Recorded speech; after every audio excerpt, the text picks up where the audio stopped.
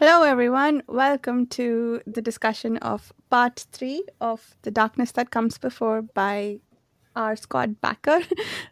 Baker. I mispronounced I made a joke about this last week. Anyway, we're going to talk about part three of The Darkness That Comes Before, which is the first book in the Prince of Nothing trilogy.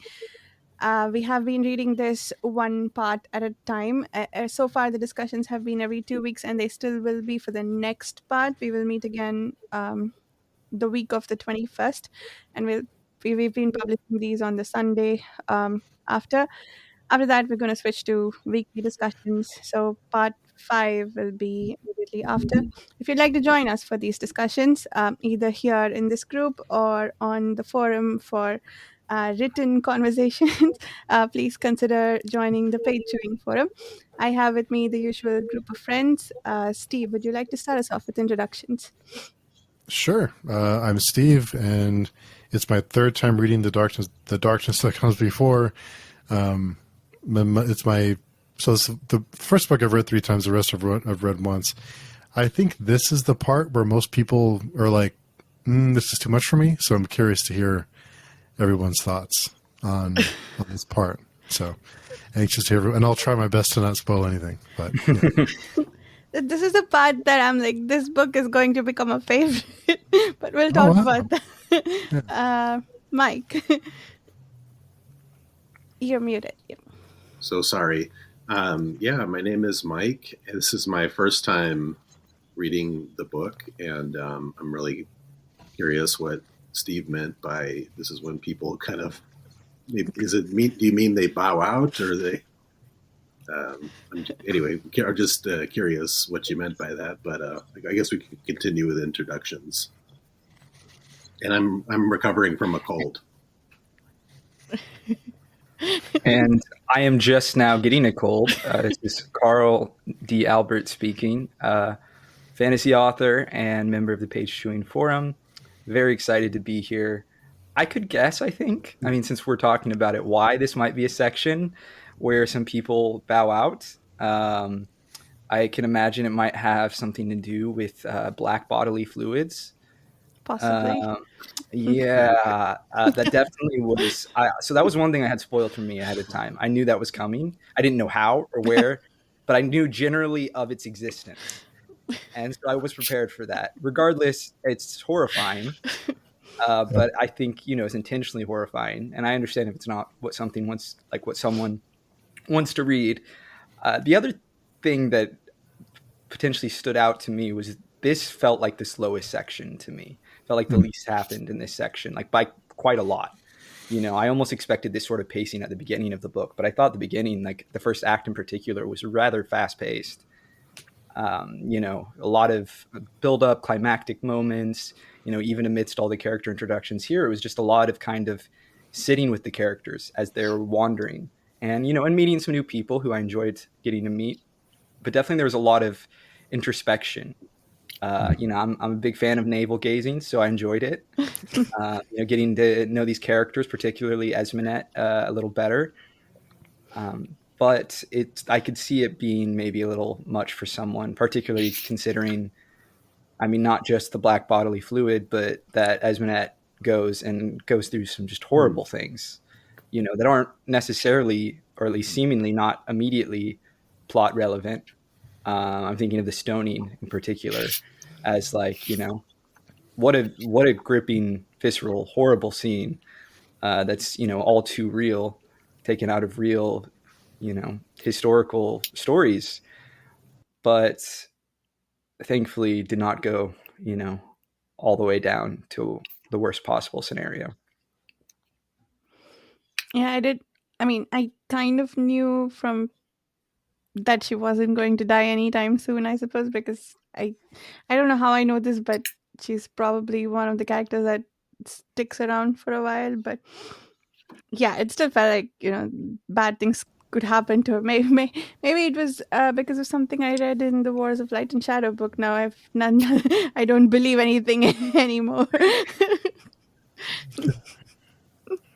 I am curious, talking about that, what Steve is the lore keeper. He knows all. But for the other two, I'm curious what your vibe is for character deaths in this series. Right now, if I had to pin it, I imagine there are going to be some that are really brutal, but I kind of get a feeling that a lot of the characters, like the major characters we've been introduced to, we're going to see through most of this trilogy at least. We know from the epigraphs that Akamian's gonna live at least to see quite a bit of the Holy War. Right. It Yeah. seems like, yeah, I don't know about Esminette though, but obviously the question was for Steve. Sorry, I butted in. Go ahead, Steve. Oh no, it's not for Steve because Steve knows he knows everything. Okay. I'm curious, Varsha and Mike, what your opinions are here. You know, I actually my take on what I've heard of this book, just generally from various reviewers and but also people that I admire, is that this book does not hold much back. So I'm imagining, some pretty hardcore, gnarly deaths. But if you're asking about the main characters, I really don't know. I assume we're going to lose a few more people by the end of this book. like, do you think we're gonna have a, like Game of Thrones is the obvious one to point to. I don't even know if it's considered a spoiler or not, but the first book, right, in the first season of the show, ends with an extremely major, shocking death that sets the tone for the rest of the series. And I'm curious if you guys think we're going to have something like that. Like, we've lost Inrao at this point, but I wouldn't consider that, particularly with how early it is, an equivalent. So do you think we're going to lose one of the main characters at some really, I guess, climactic moment, but, well before the end? I think I'm most afraid for Esminette. I mean, already she's being subjected to so much. I feel like I don't see things ending well for her, and I think that I don't know why I think this, honestly. I know people go on about how dark the series. I haven't encountered it yet, except for, dark bodily fluid. I don't like, I mean, for how much it is hyped, for how dark it is, I don't feel like I've encountered it yet. At least it hasn't lived up to the hype. So, but I still feel like maybe because of how Indrao died, I feel like Esminette might have a horrible death. Not because of the reputation, but because of what we've been reading so far. I feel like bad things are going to happen to Esminette. I definitely think, yeah. I mean, bad things have happened, and I suspect more bad things will happen. Yeah. I have the feeling she's gonna live, though. Like, she gives me, like, my gut feeling with this character is she's gonna go through horrible, horrible shit, but is gonna, like, come out on top. Like, she's gonna be maybe, like, not a good person, but that, like, she's going to survive. Like, she's gonna be a survivor. Is that it's partially like just the like her general vibe I get, but also, like, you look at this from a narrative perspective. Like, when this is your primary female character you have, and you're already subjecting her to, like, terrible bodily harm, I just feel like it is the rare writer in the 21st century who decides to then end their story prematurely, you could say. So I suspect we'll at least see her through the end of the trilogy, but we'll see. I don't know. Kellis is the only one I feel really confident will survive through everything. Steve's trying really hard not to tell us I think anything. if you're talking about the first three books, I don't think all of these main characters are going to make it, but I couldn't predict who. Yeah, I think just talking about the first three in particular, because I think it's so hard to judge since they are kind of two different stories, is my understanding. Yeah, what are your thoughts, Mike? Oh no, just what similar to what I said earlier. Yeah, I don't want to. I don't want to predict too much, but yeah, I wouldn't be surprised if what is his name, Prius, bites the bucket pretty soon. Seems like people that appear rather confident don't do so well. Or possibly this other leader, Mathanet. boy, the names are. I'm trying my best here. Mhm. So I think a couple of those characters are going to may meet their demise. But on Mhm. You saying what is his name? Proyas, Proyas? Mhm. yeah, Mercy Proyas? Yeah, I could see him dying. I agree. I could see him dying horribly too. I don't know. Part of it, my wonderings too, is like as someone who knows that this has influences from the First Crusade, I keep looking for some of the major players, and I'm beginning to suspect that none of them are going to be reflected one to one in the story, and that rather they're going to be like amalgamations of historical figures. Mhm. And to me, Nursey Proyas reads so clearly as like one of the characters who ends up creating, I mean, spoiler alert about history, several Crusader states and retaking Jerusalem, right? And so, like, some people have to get to the end. And so, I'm curious. I mean, maybe he doesn't. I don't know. If anything, I feel like his older, wiser, seemingly more morally sound mentor figure is the one that to me has like red shirt all over him. I don't know that reference. What's red shirt? Sorry. Oh, so it's like a pop culture reference where in the original Star Trek series, oh, all the characters who would wear okay, red shirts, you knew they were going to die. They were just cannon fodder. So it became this just like general lingo for characters who are set to die. Interesting. I thought it was a Oh football yeah. reference. Oh, Yeah, yeah, really? but I watched. So Varsha was in the same boat. Thank you for There you asking. go. Um, sorry, I was one thing I was going to mention that I thought I would ask the group. I would ask the group. We were talking about Esmenet, and I found this section very interesting. I believe it's in the second part, the 10th chapter, where when she's we learn that she asks her clients. I'm using that. I don't think she uses that word. What makes you want to be more like more of a man? I found that very interesting, and I wondered why does she ask that? Like, is it because she there's more to her than we think? Is she just curious about people's destiny? I think there's more to her, um, but I don't know, and I'm curious what others thought. I don't have the page offhand, but I jotted down that section because I think she shines a bit more, and she's featured quite a bit more in this part. Obviously, with it being titled the Harlot. The heart. Um, Yeah. Yeah. yeah, so I'm curious what others thought about that. I think this and the conversation between Akamian and Ximenes, is that his name? Those were the two bits that made me um, really love this book. Like this was my favorite set of chapters to read so far. And I think the answer to your question, Mike, in my opinion, is in the passage immediately after, Mm, when Akamian says it's a pity, when she asked him to tell her stories, with under the same pretext as she uses with all her clients.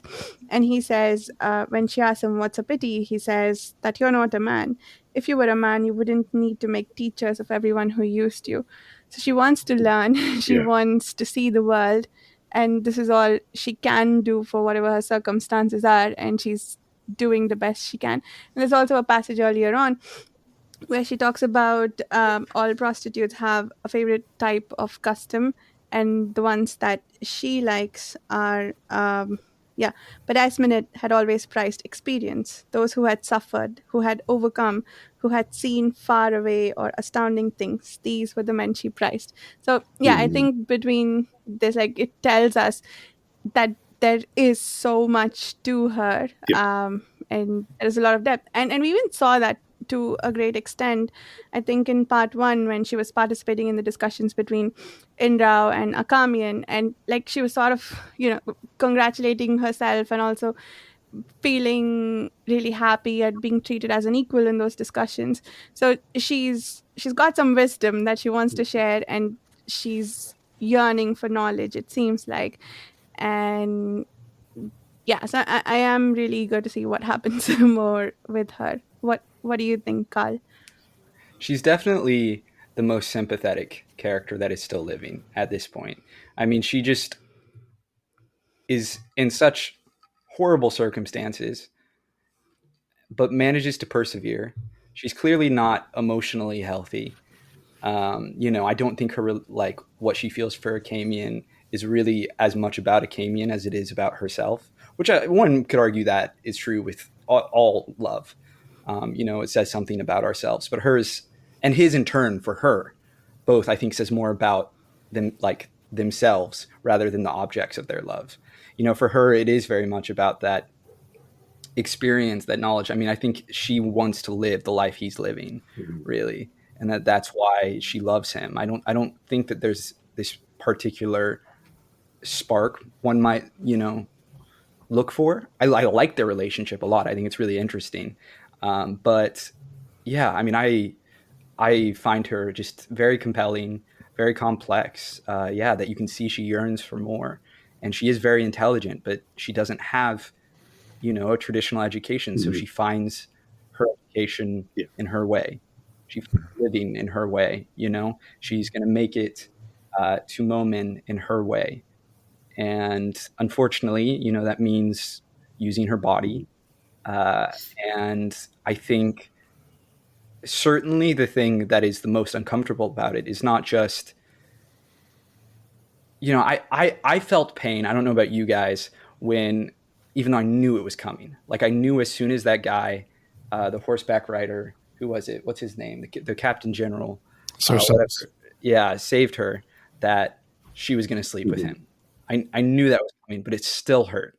And then to find out, of course, that he's an inhuman, flesh wearing monster is just like that's the thing that really digs the knife in. That it's like she's even like she has this agency in using her sexuality, but even that is being taken from her because these men aren't men. They keep secrets from her. You know, she's being raped and she doesn't even know it. Right? I mean, like the horrible harrowing scene with the black fluids in question. I mean, everything around sexuality in this book is really interesting and disturbing. Like, I thought it was weird how she got aroused in like such an extreme, almost Mhm. disturbing ecstasy from the monster.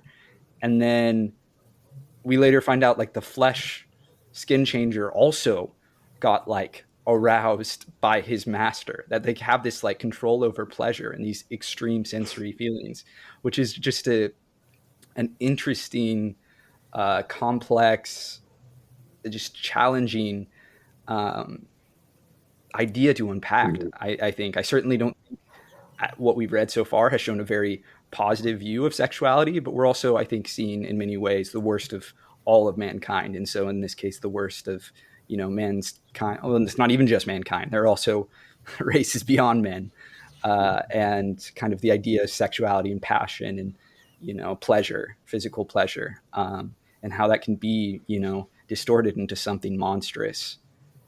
And it's just it's harrowing to read about. But certainly it makes her just so because she just keeps trying, like Mhm. she does everything she can. She has great plans, to like blend in with people, to avoid pain in whatever way she can. But because of her profession, she ultimately is an outsider, and yet she keeps persevering and she keeps walking and she keeps finding a way forward. And I just think that's very admirable, and definitely makes her, to me, the most sympathetic character we have left. That was also the part about how she did the best she could. Like she I'm paraphrasing, but she says something when she's thinking to herself about the encounter with the consult, I assume. um she thinks about how she she's selling her body and she's sort of obliged to, but she still controls that how she can. But in that one encounter she felt like the control was taken away from her, how she was made to feel was taken away from her, and Right. that's what hurt. Yeah, I thought that paragraph was really um touching. Yeah. So quickly, just kind of touching on the mystery elements there. Is that which of them do we think are the Sronk? That's the thing I'm struggling with. Is I'm like, is the bird transforming? Is some like super Sronk? Are they all Sronk, or is the flesh wearing creature who's like having physical reactions to his boss a Sronk? I'm like, or none of them. I feel like at least one of them has to be, but beyond that, I'm like, I am struggling to piece together what exactly they are. I don't think I didn't think any of them were. I think that's another race of humanoids or hominids, if you will, in the north that don't seem involved. But you raised an interesting question because maybe that's possible. Maybe the consult. These are the consult for me is. I assume they're not men, right? Are they non-men? There's a lot of questions there. But they have these abilities, right, to like change their form, and then there's the bird with the little dude's face, So I think there's still a lot of unanswered questions about the consult and who they are. But they're trying to bring back their no god, if you will. I think that's one of the big motivations. So I don't think those the Sronk are connected, but I could be totally off. Because the Sronk are what fights for the consult. Oh, really? Was my thought. Just like that's their army. Okay. And so it's like the orcs under like Mordor, for example. Like in the beginning, that's definitely like what that's the consult. I'm a little hazy on if the No Man was with them or not. I forget exactly how that worked out. I feel like he was a separate faction, like he was his own faction, but I may be misremembering that. But we know that there was some sort of the no god, right? And then the Sronk fought for him. I believe we've had that confirmed. Steve, is that correct? The Shrek fought for the no god? I don't remember if we know yet. Okay. Yeah. So never mind. So maybe okay. It's sufficiently still. I mean, it's obviously very mysterious. I think there's a lot of questions. Dark factions. I will say, going back to kind of like, what did we think overall about the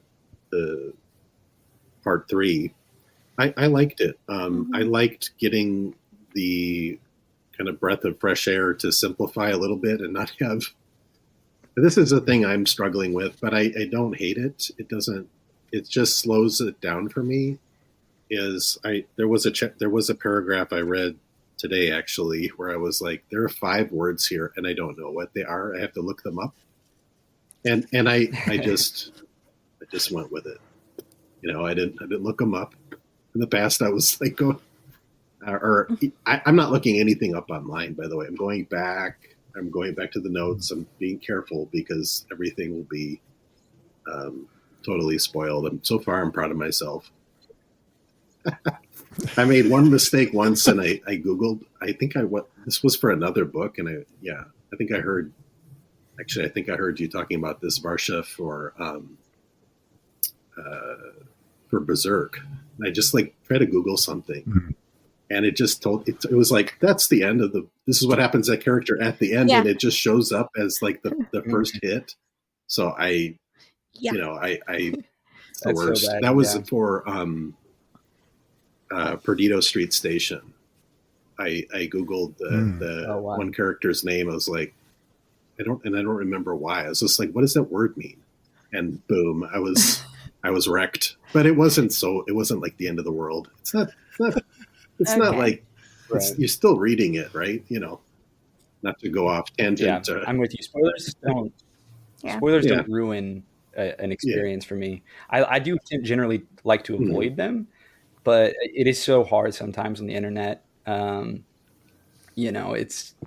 had so many with the Wheel of Time, I mean, I basically went into Game of Thrones knowing what happened, because the original story for that was, I won't side tangent too long, but my sister, when I was 14, sat me down, and just like, she loves to tell stories, and so she told me basically the whole plot of the books of Game of Thrones up until that point. And the first season had just come out, and we watched it together. And they got to the incest and pushing Bran out a window, and I was like, nope, I am too young for this. I'm checking out. This was too weird.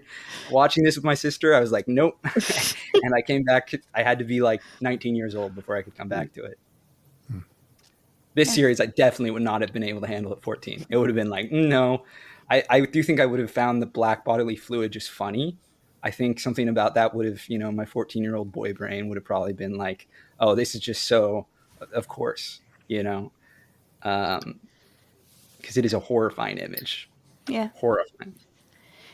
Yeah. It did creep me out, but I think right now I'm bordering on funny more than that. Fair enough. It is that weird, right? It's like that with horror. It's a very thin line between horror and comedy.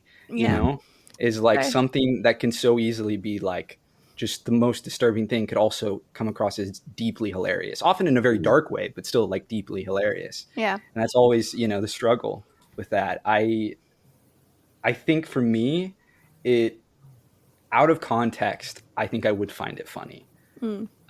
It's in the context with it being on Esmonet that I was like, oh God.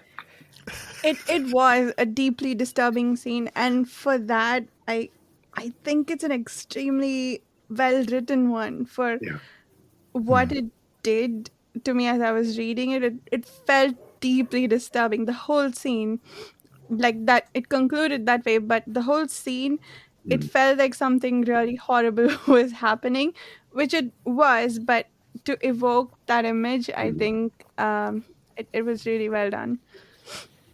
One thing I'll give to Baker too is I didn't feel that it was overly like, she's feeling pleasure in this horrifying way, but I didn't feel like it was written in a way where it felt like it was really objectifying her and trying to like be titillating. Like, I very much felt like this was meant to be horrifying. There are definitely some poorly done rape scenes where you're like, oh, you're like edging into writing that like erotically, like that's, it's maybe not done in the best taste, but like this really read to me like, even though she was feeling pleasure, it felt horrifying. Like, I think because it didn't focus in so much on her body parts, or anything like that. Like, it was very much about just like the feelings and her like internal battle where she was like, this is wrong. Like, this shouldn't be, this is overwhelming. This is too much. What's going on? I have no control over myself. Which is a terrifying thought, for anyone, but certainly for a prostitute, who's, that's their entire control. Having control over sex there, like, you take that away, what do they have? Yeah. Just horrible. I mean, and she was. I'm so that. sorry. Go ahead, Marsha.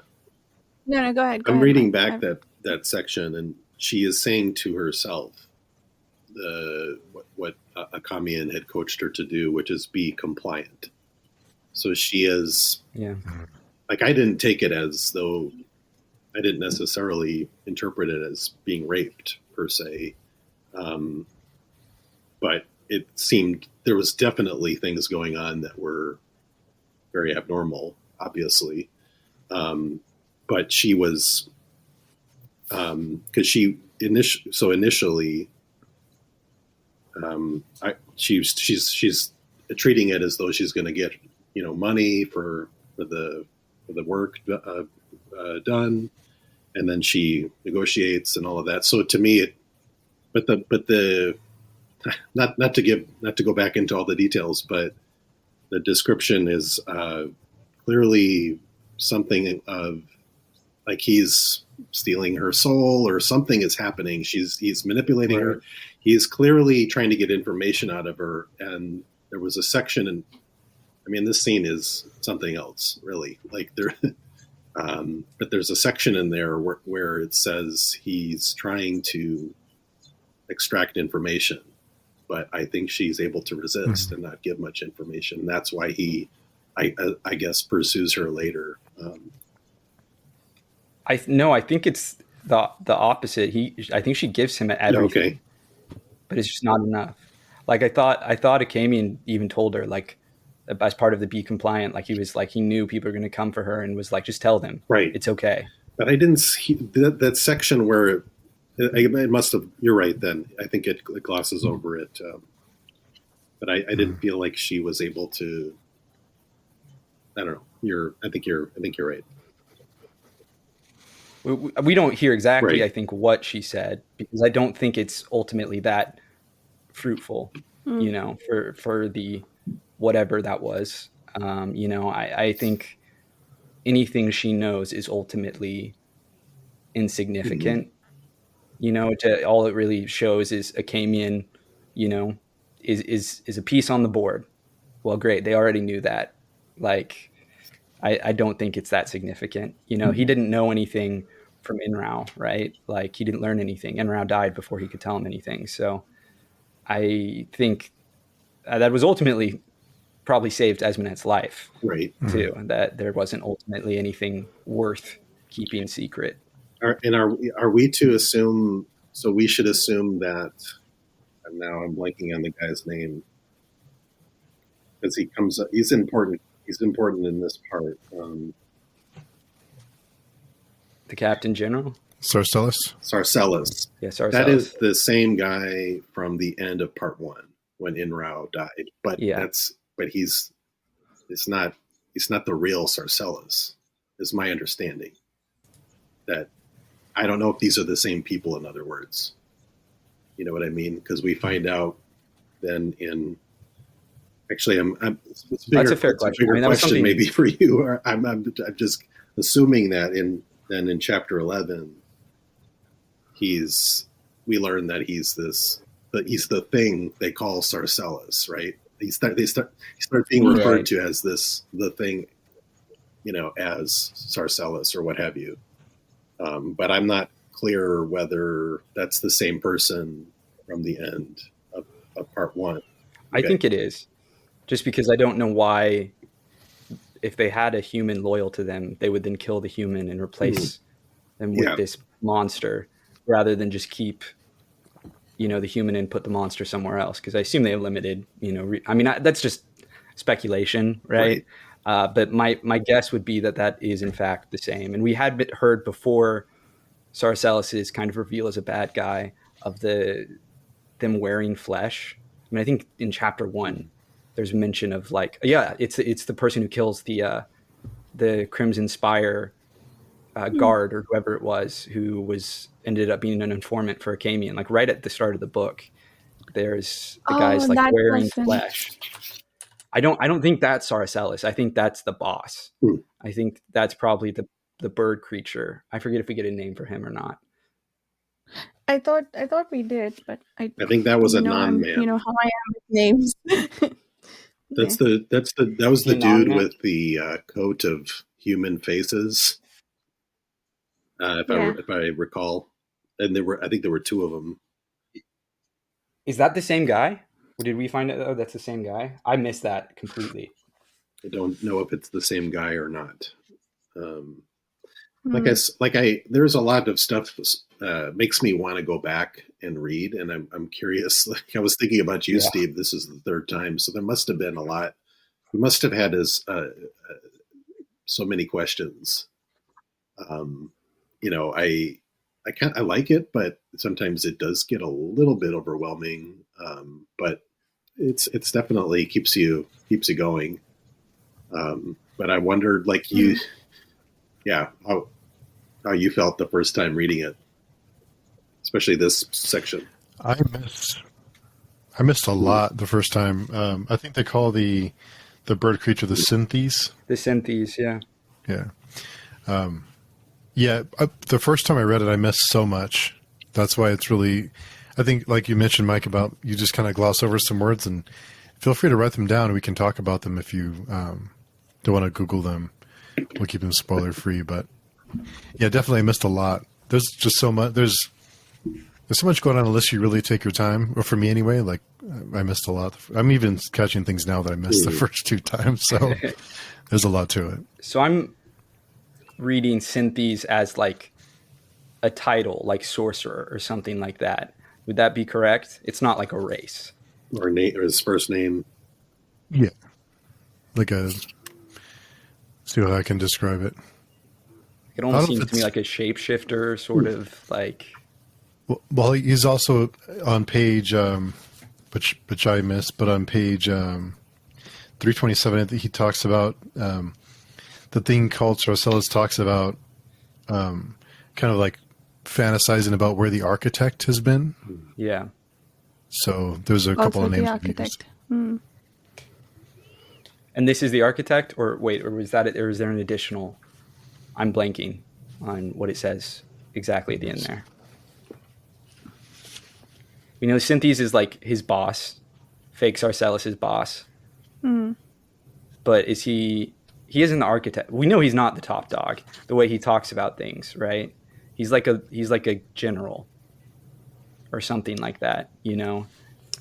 I think when the small voice, the thing that Sarceres has a conversation with is when he first hears his voice, Sarceres says, "Architect, father, you would risk this." And then, yeah, I guess he's referred So to he as is the Synthes, and then also he calls him, yes, old father. I think that's Sarceres to him, right? Yeah, it's not the other way around.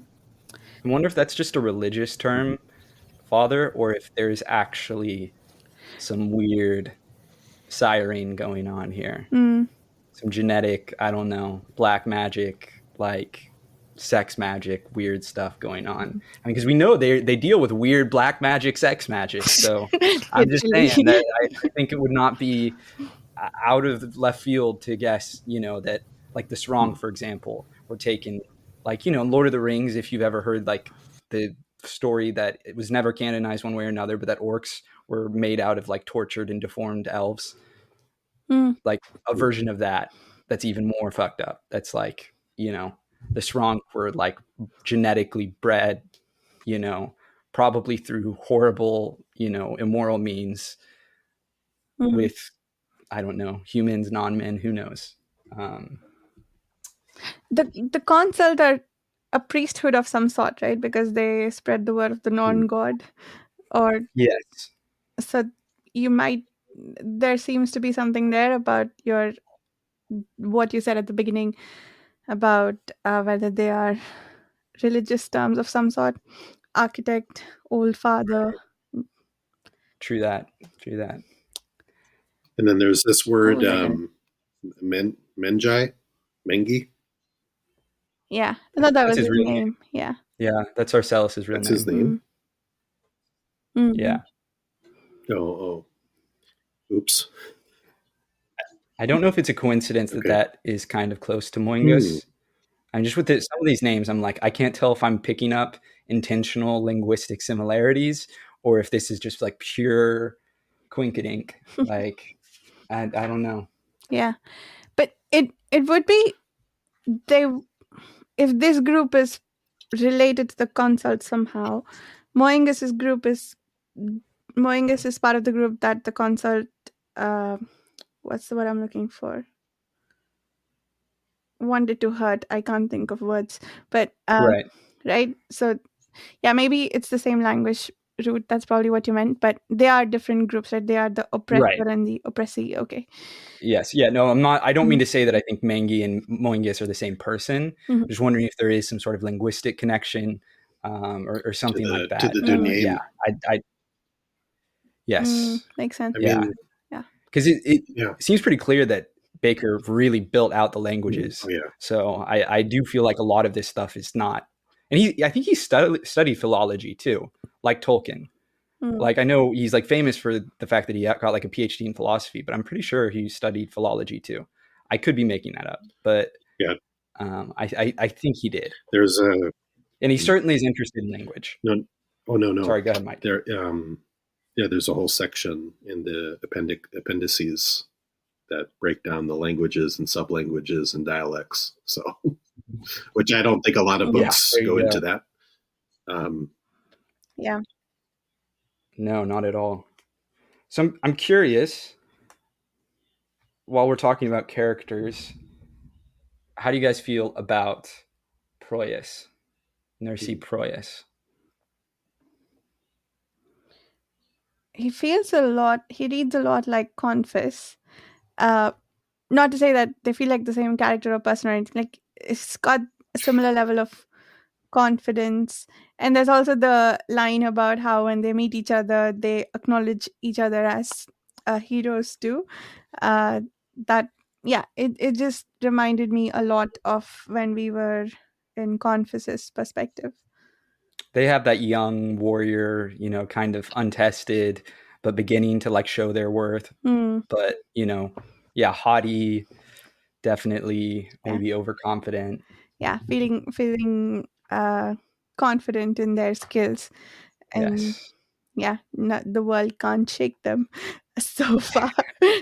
Yeah, we'll see about that. How about you, Mike? And Steve, I'm curious, obviously non-spoilery, what your thoughts are on Nursi Proyas. And also, Esmeralda, we didn't get to hear what you thought of her so far. Yes. Yeah. okay. Go ahead, Mike. I think the one, I would agree with what you said. I think the one thing that if it was explained to me earlier, I did not recall, but I made the connection. I mean, it's clear, it's obvious here that Proyas is related to, or they're from the same uh, nation or faction as the guy who basically Kelma Munis, the guy who led the 100,000 people to their death, which I have Right. questions about, by the Yeah. way. So I'd love to come back to that. So initially, I didn't make that link, and there is a section in here. I was looking where I wrote it down in my notes because I think they're cousins, right? But basically, Yeah. because Prius, like I guess he had Kalmamunis beat or flogged or what have you. He was lashed, and then there was and I don't remember who said this or um, how this came about in the story, but it's in chapter 10, and basically it's making the connection of to me it's kind of maybe related to karma or what have you, but so you beat up your cousin, and so your cousin had shame, or it caused him to be it caused him to be less thoughtful, if you will. I don't have the exact words, and so that basically Prius was being blamed for how he treated his cousin, who led the vulgar holy war. So that to me stood out. I think it's actually no, I do have. I think it might be like the end of our page 299 or so. Um, so that to me, that was the one thing I would mention is the link to this guy who's. I mean, it keeps coming up. If we didn't understand it in part two, the vulgar war and the what came of it is repeated multiple times. Or for readers like me who need that, or maybe at least once or twice. But and anyway, so that was to me the big link, and they're like you said, similar people. I think. I found myself liking Proyas more, and I cannot explain why. I do not know why. Maybe it's because of his relationship in the past with Akamian. Like he's Mm. someone I would hate in real life. Like even taking out the fact that he's going to be, if he's not already, a mass murderer. Like this is a dude who is so self-righteous, but there's something. Maybe it's the fact that like we're seeing a bunch of people who are putting on kind of this mask. I mean, you could go to the Empire and that's all it is, right? And just for me personally, I guess someone who's at least more straightforward about like who they are and what they believe is a breath of fresh air, I guess. You Mm. know, maybe it's that like seeming sense of integrity, even though he's like a big dick about it. Oh God, I felt so sad for Camion at the end there, where he was like waiting and wanting to meet with Oh yeah. Proyas, and Proyas would not. I was like, oh man. I also struggle. I mean, they try to describe him, but I have such a hard time wrapping my head around. I mean, people change a lot. I get it, but like Proyas and Acamian getting along the way, it to me almost just seems like one of those like, oh, the kid was really smart, so of course the teacher liked him, rather than them having like the sort of emotional bond I really clearly saw with Inrao. Yeah, I But I think don't know. That may just be my reading. sorry, I want to hear from Steve, but yeah, I think you're right about Indra versus Proyas.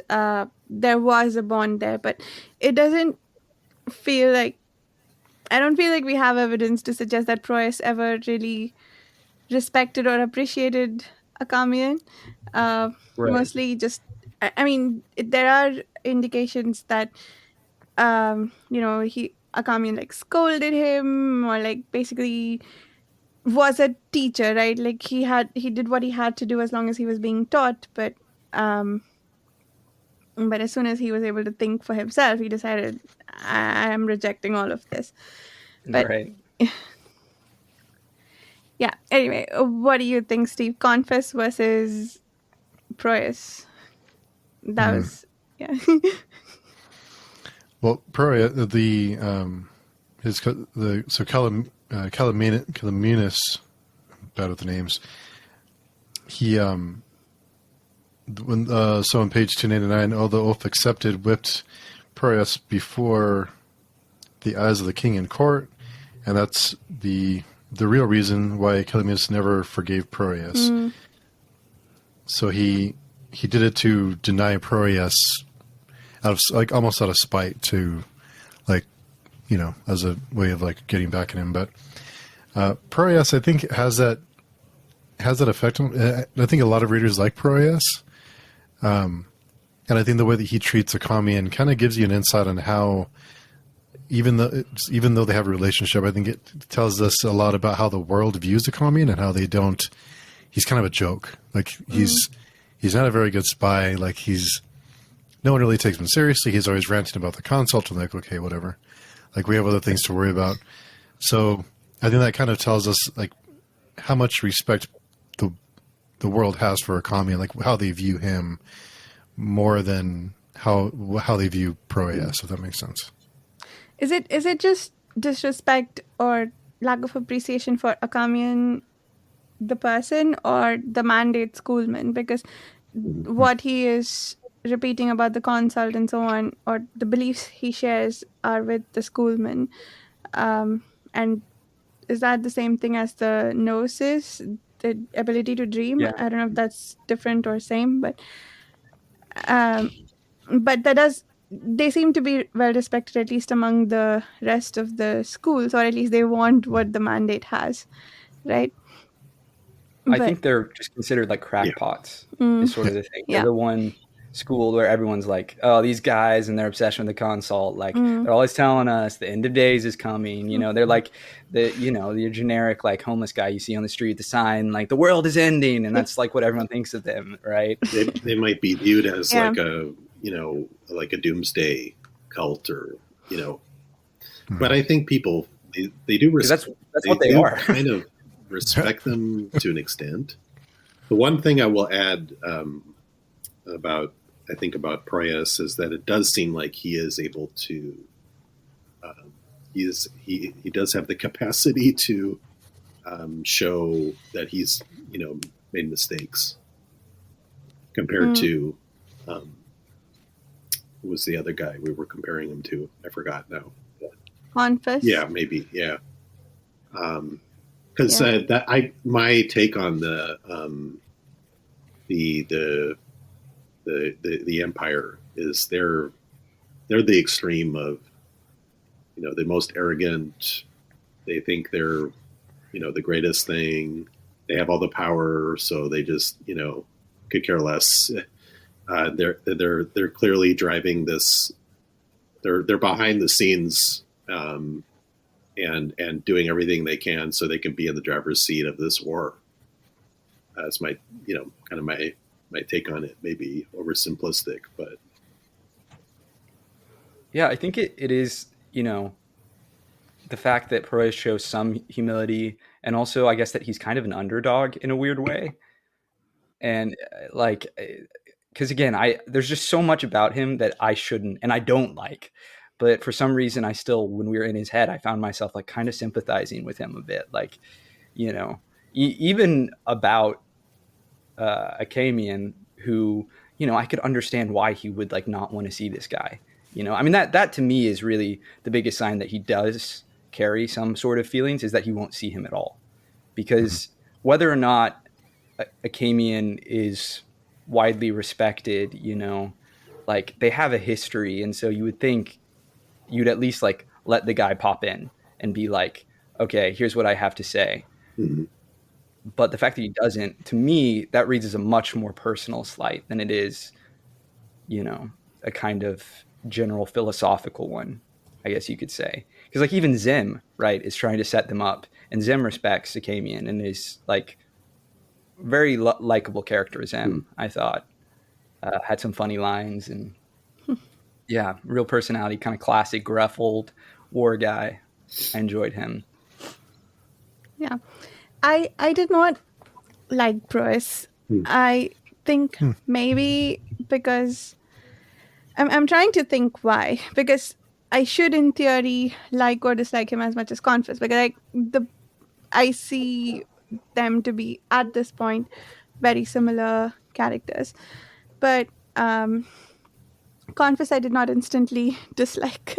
Proyas I did, and I'm thinking it might be because I am primed to think about the fact that he disrespects a Kamian, and then the whole story that Ziminis told Kamian about how he had him flogged and then came to yell at him about not supporting him or whatever. Like, I guess all of that sort of primed me to dislike him, and then he didn't do much for himself even when I was in his perspective. I guess Valid. a part of No, it. he's like you like look at him on paper and you're like, this guy sucks. I don't know why I like him. I cannot explain it. Like I was speculating, but I don't know. It's so strange to me. Yeah. Confis, he immediately pissed me off. I don't know why. Yeah. I think if he took over, I would have liked him more because I've been like, okay, this guy gets shit done, But the fact that he didn't and got played by his uncle, who I hate even more, made me that I was just like, this guy. So, like, Confess, I was sort of primed to not like, but like a little bit more than the Emperor, I think. Because I didn't like the Emperor. It's like someone right. who is a bit of a nemesis to him. Maybe I'll appreciate him. I did not. But but this guy, first, and maybe it's also slight bias against him because, he's been introduced to us as a fanatic and someone who feels strongly enough to, and he even thinks about this himself. I think I underlined it, but about how politics makes you sell your principles to respect those principles or something to that effect. And yeah, so I can see why I could like him, I guess, if I had been slightly more open-minded, or at least not dislike him quite as much. But I feel like I went into it just primed to dislike him, and I I did too, and that's why I'm like so shocked. I'm like shaken by the fact. It's like I don't know why I like this guy. Like everything about it, I hate zealot characters. I hate them. Why do I like this guy? I don't get it.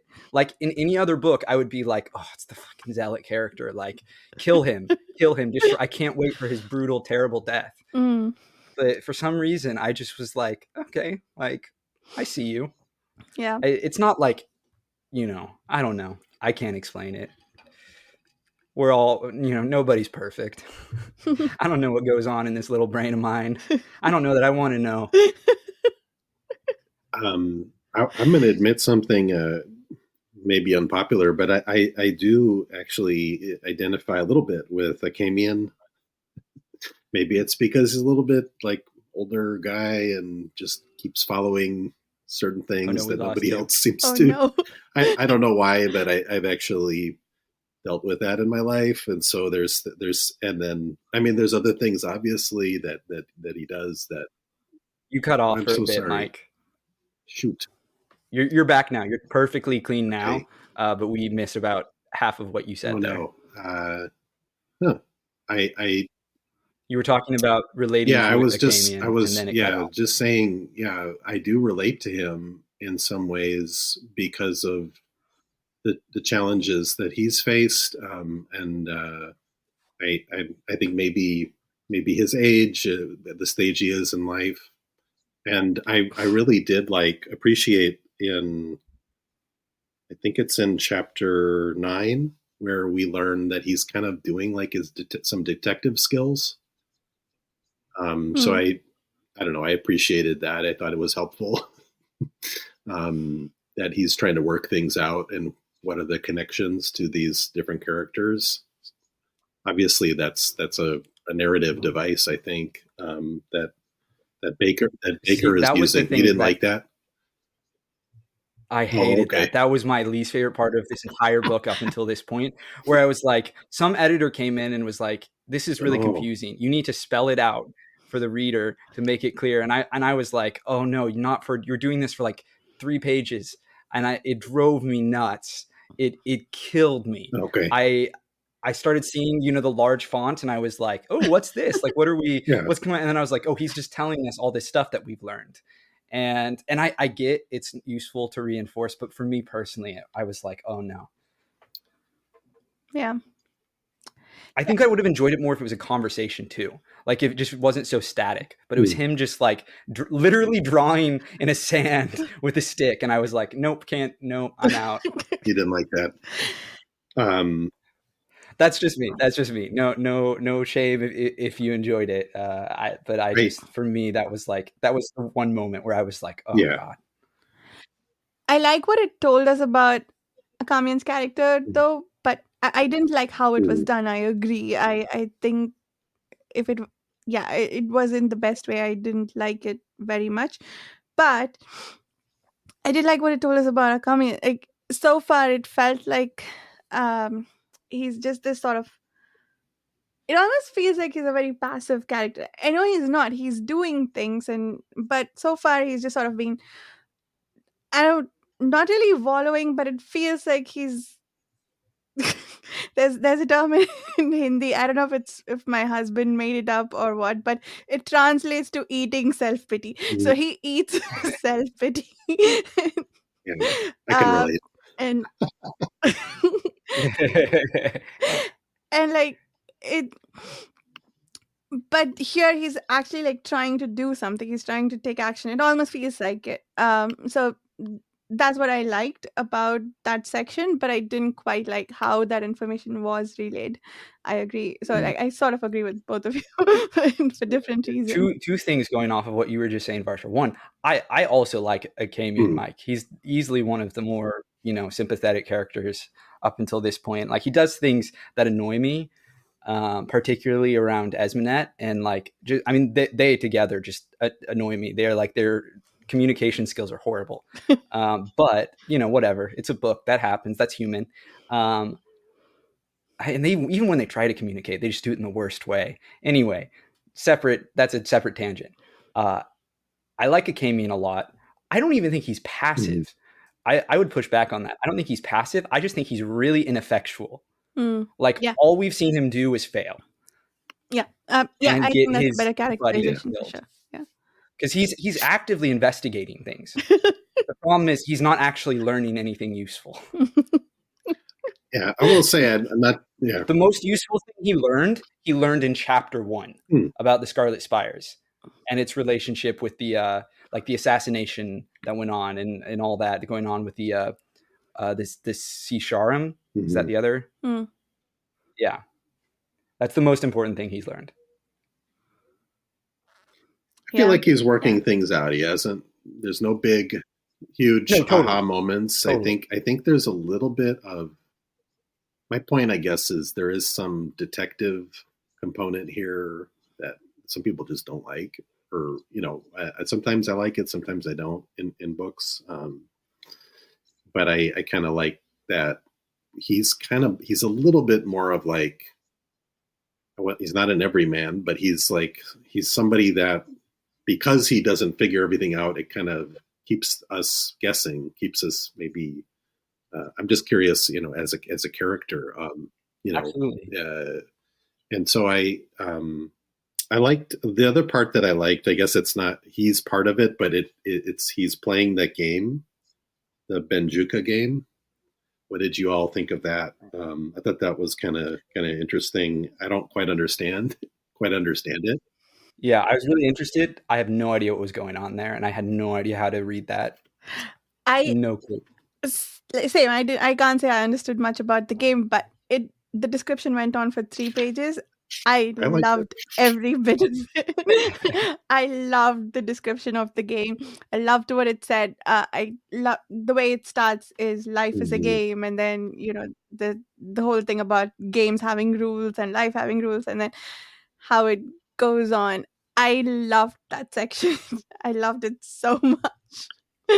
Steve, for you, did that section make a lot of sense? Like having reread things, or is it still one of those that is just like, what is going on here? It's Varsha, just so funny to hear you say that. The Benjuka. So I'll try and say this without giving anything away, but I kind of gloss over it a little bit. Okay. I think from what I hear is that Baker had planned to release it like a board game. Like he Oh planned to wow! make it into a game, kind of like from The Witcher, how they had the Gwent, or what was it? Yeah, Gwen. Kind of like that. I think he intended for it to be a game outside of the book. I'm not sure if it's ever going to happen, but I think he wrote it with the intention of wanting to make it a game after. And there are some ways that it ties into the story, so it's not useless. It's not like just him, having a good time. It does. There are some things you can take away from it, but yes, it didn't make a whole lot of sense to me still. So Yeah, to me, it read like in this. This won't be a spoiler for people who haven't read the Malazan Books of Fallen, but in there's like a deck of cards that are basically tarot cards, the deck of dragons. And to me, like there are all these readings throughout the series, and you have no idea what they mean on the first read through. Like you don't know what they're talking about. You have no idea what they symbolize. No one explains it to you.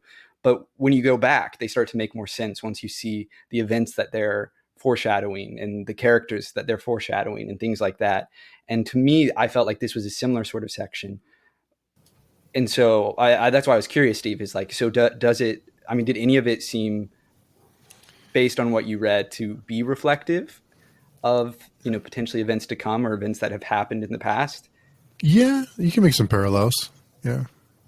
some some part of the game that we read, it felt a bit foreshadowy, sort of, like it was trying to say something to us. I don't know what it is saying exactly, but that moment when Akamian realizes, as they are talking about the fact that the Vulgar Holy War lost 100,000 people, as he's thinking about that, he realizes that he's in a better place, and like he has to make one tiny move and then get in a better place. And then what's his name? Ziminim, that put him at a disadvantage, if I read all of that correctly. So it feels like Mhm. we're being told that the Vulgar Holy War's loss gives Akamian a bit of an advantage of some sort. But yeah, I agree with you. All that to say, I agree with you, Carl. It feels like a bit like the deck of dragons situation, but not explicitly, because the deck of dragons, they play it each time to figure Read out the what's future. going to happen in the future. But this feels like more like a conversation between the author and the reader, almost, Yeah. to tell us, yeah, if you can figure it out, it might be fun for you. So, Yeah. I had a reading. Yeah. I'm sure there's, Oh, sorry. I no, go did ahead. have a Go ahead, Mike. reading on it. In that, so it to me it was about. It's about if you are attached to something or grasping for something, then you fail. and that's that comes from various teachings, including Buddhism. Attachment is the path to suffering. And so I thought that's what he was commenting on. So like, if you're bad at the game, you may be somebody that, and I don't know if Akamian isn't too good at the game or he just kind of gives up. We learn. I don't know if it comes up again later, but my take on it was there's some theme there about if you are just going for, whatever comes, the whims that come to you, whatever drives you, and you're not really thinking through the repercussions, it kind of connects back to the beginning of the story, the beginning of the book a little bit. But I could be completely out there. No, I think that's really interesting. I like your reading there. Going off of that, so I did become more acquainted with Nietzschean philosophy since our last meetup, because I forget who was posted the link to sort of that extensive kind of summary of Nietzsche's writings and life. And I was curious. And so over a few days, I kind of chipped through it. And not only is it making some things that much more like I see what's going on here in terms of like specific characters and kind of philosophical ideas. But, one thing that really stood out to me is Nietzsche's idea that life is all will to power. It is all creatures, beings, everything striving for power. And that to me feels like the underlying current of this entire world. Everyone we've seen has been fighting for power in some way. Even down to Esmenet. It's like fighting for that autonomy, fighting for control. All the struggles are about these struggles for power and having power over other people. No more obvious than the religious fervor kicked up, or Kellis's personal, one-on-one, not psychic, but it is might as well be psychic ways of like manipulating people. And I think it is very interesting to see sort of the philosophical underpinnings that lie over this whole world, really, I can tell, and the work in general. Certainly there's ideas I think we'd kind of briefly mentioned in the thread of the Übermensch, the overman, of this like superior being. And, after kind of reading more on what he's about, he basically epitomizes the will to power thing, and he's like the best at it. And he doesn't let, other people influence his ideas. That's another big thing of Nietzsche's, is like not being influenced by others, Right. but influencing others. Religion. Yeah. And like, being very like, away from religion, away from anything, having your values and sticking to them and discovering those values inside yourself.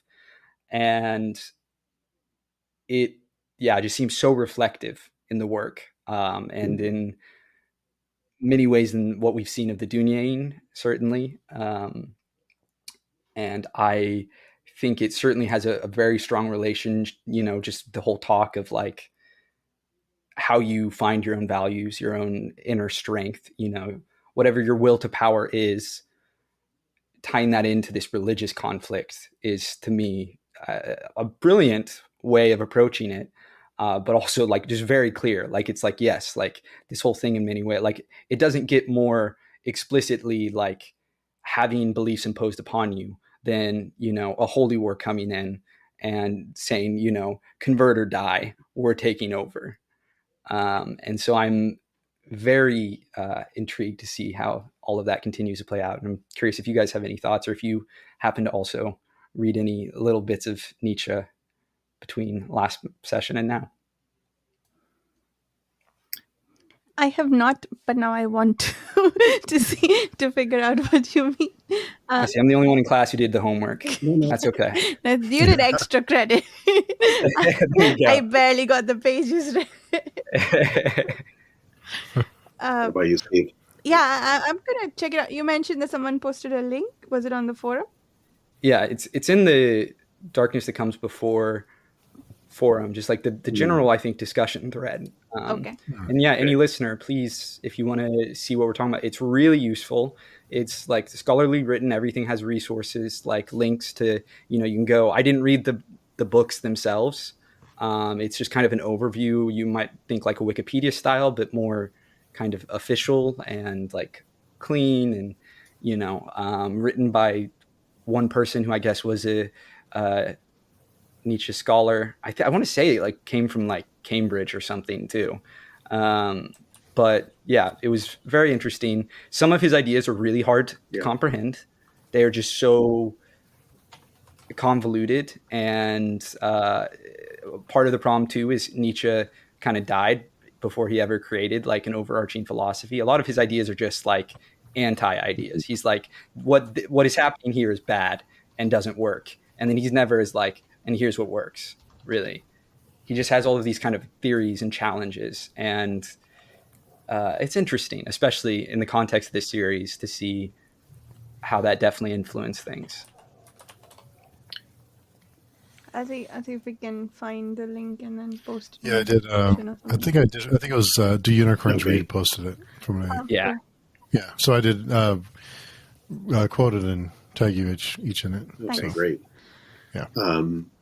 I did watch a video, but it was a while back, and no, so that's not the same thing. I have attempted to read his writing, and maybe it's a translation, but it's super dense.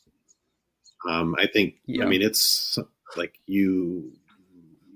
I wouldn't feel bad by trying to get another annotated version to help me read through it, but I was looking. Absolutely. I got some of the concepts you were mentioning, Carl. So and I think he's known for nihilism, but it's not just about nihilism. It's a lot more than, like you said. It's yeah. I think if you can generally get the big concepts, you're okay. Like there are a lot of sort of sub concepts, and a lot of the concepts are related. But stuff like the will to power, if you can understand that, for example, or like his whole statement to around like God is dead, humans killed him, like what he means by Yeah. that, and like stuff like that. I think a lot of his philosophy too is very much based in the age he was living in, and so in some ways parts of it feel old and outdated almost because our societies have come so far in different ways. In other ways they're exactly as they've always been, but yeah, definitely recommend it because it definitely gave me a new appreciation for a lot of what we've been reading. Yeah, I'll go take a look. The extra credit. The extra credit. So, the game, I forget. I think when they talk about the game, it's just about the game for about 3 pages, because I remember noting, okay, this has been going on for 3 pages, but I'm really enjoying it, so that's fine. But what was also happening during the game was the conversation between Zenimus and Akami, and that was the other thing that I really, really loved from this chapter. What did you guys think of that? I don't know yet how I feel about Cinnamon, but I love their relationship. How especially the bit about how they became friends over how what is it? Because Zinnemann noticed that Proyas was starting to reflect his teacher, and he wanted to meet the teacher because he liked what he saw in Proyas. And then they became friends because they shared a joke and whatnot. I love that whole section where they talk about how the friendship developed, and then we are seeing its current state. I I really want more to see more of their friendship. I would really like for one of the bad things we see that I've been promised will happen to not be the breaking of their friendship. I also really enjoyed that scene. I think that was probably the highlight for me of this reading too. I found myself the most emotionally engaged. Um, there's again a lot of navel gazing in this section. Particularly Akamian does a lot of, well, and Asmonette. I actually think they probably do an equal amount, but and I love me that, but I love the additional like human connection there, and it definitely was, you know, I don't know if it's wholesome, but it was more, it was sweeter than a lot of what we've seen, you know, for a while at least. You know, certainly sweeter than the shit going on with Esmonette. So that was absolutely pleasant to read. I agree. Steve's laughing. Why are you laughing, Steve? No, just the stuff that's. I mean, when you compare anything else to what's going on with Esmonette, it's like everything else is pretty like warm Sunshine and and fuzzy. roses. Yeah. Yeah. That's true. Wait, are you saying that with what happened to Esmonette so far, or what might happen to her later on? Because, I mean, there were two really bad things that happened to her, but I feel like she's still pretty. Maybe I didn't register how dark the scenes were. I would say 3 bad things happened, and the last one has yet to fully blow up in her face yet. Oh, I fair. think, Yeah. well, arguably 4. Akamian leaving, I think, shouldn't be understated. That clearly was really upsetting to her. 2, black bodily fluids. That was traumatizing. Yeah. 3, she almost got stoned to death. That scene was crazy. So harrowing to read. Really hard to read. Yeah, it was. Excellently done. I mean, in terms of like just the pure writing, that may have been what I thought was just like the best written scene in this section. And then her latest relationship, you know, I think is because of what she doesn't know. I think that makes it particularly. Well, we'll see. We'll see how it all plays out. But there's no way it's going to play out happily. Yeah, I'm trying to think. So, okay, maybe my reasoning is she's strong enough to handle it. You know, like she's going to come out of this fine. I agree with you. I guess I'm indirectly agreeing with what you said, like way earlier in the conversation, Carl, that she'll probably come out okay. She feels like a really strong person. Like she's had a lot of horrible things thrown at her, but like, yeah, she can handle it. It's fine. She'll be fine. We'll see. I agree with that. I definitely think, I mean, I don't know if she always handles it well, but she handles it. Like she endures some terrible stuff and manages to keep going, keep walking, you know, even when her feet are bleeding, she keeps walking. Yeah. Yeah. Steve, we didn't hear you talk about Esmonette. Your thoughts on Esmonette in this section? She's one of my favorite characters in the book. And as long as she lasts, who knows? But no, I think the fact that she almost struck me as someone who is in this, obviously the world, I guess the world that we're exploring, women aren't to have very little agency, but she finds a way, like everyone's saying, she finds a way to kind of blaze her own path. And even though she is who she is, she still learns from all the men that she interacts with. And she it's almost like I think Carly mentioned, she's like, that's her education in a way, that she's choosing to educate herself about the world in the small ways that she can. And she's like a survivor. Like that's kind of the way I see her. And even though there was a line about Kamian that, you know, she wanted him, but she wanted his life more. Like she dreams of doing something more. Like she wants something more in life. She's not just resigned to being a prostitute. Like she wants more, and she has dreams, I guess you can say, of doing other things. So but like you said, she continues to walk, and she finds a way to. And the moment where she starts to leave, or she's out on her path, and she kind of like, I can't believe I've just heard about this, and now I'm living it. And she was only just a small ways out of the city. It just kind of struck me as she's almost like a kid. Like she doesn't have a lot of experience doing many things, I guess. So she's evolving a lot. And I think a lot of people that I've seen, a lot of people who like DNF the book, they point to her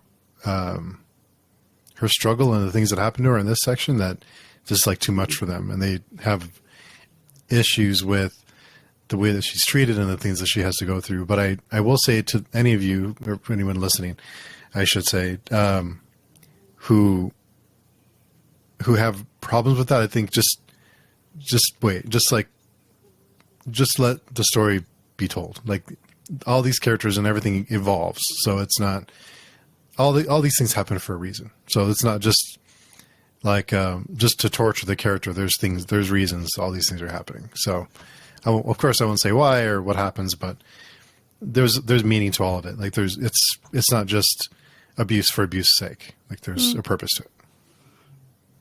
Yeah, it didn't feel like Gratuitous, I yeah. guess. Yeah, it didn't feel gratuitous at all. Yeah, I mean, To me. the stoning scene was interesting, but I think that was sort of necessary because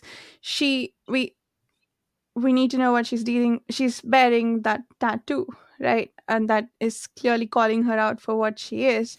So and that has dangers that come with it. And the scene with the consult that's the consult, right? Yeah, okay.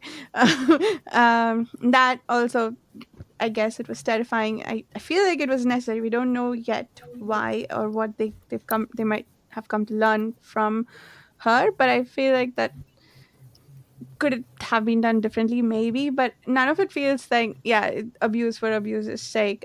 Yeah, at least felt all right to me. Well, yeah, it's not. Again, I don't think it really feels titillating. Mm, You Right. know, I feel like that's so often where I draw the line, where it feels like they're trying to like make sexual abuse really erotic and hot, and it was a horror scene. yeah, Like yeah. it was written like a horror scene, and it's written from her point of view.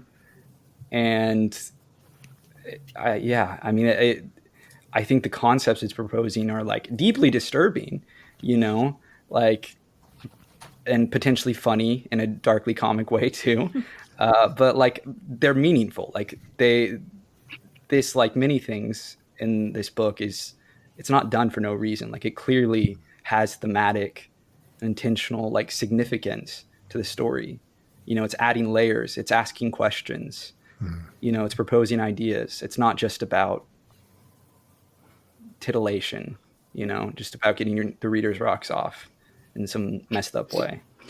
And it's not like it's described and then it's over. There are consequences on her mental state, on what she does afterwards, the things that affect her, and potentially the decisions that she might take later on, I'm expecting. So yeah, we'll see how that goes. But I do really, I think what I appreciate about Esminette so far really is her strength and her ability to fight through pretty much anything, it seems like, so far.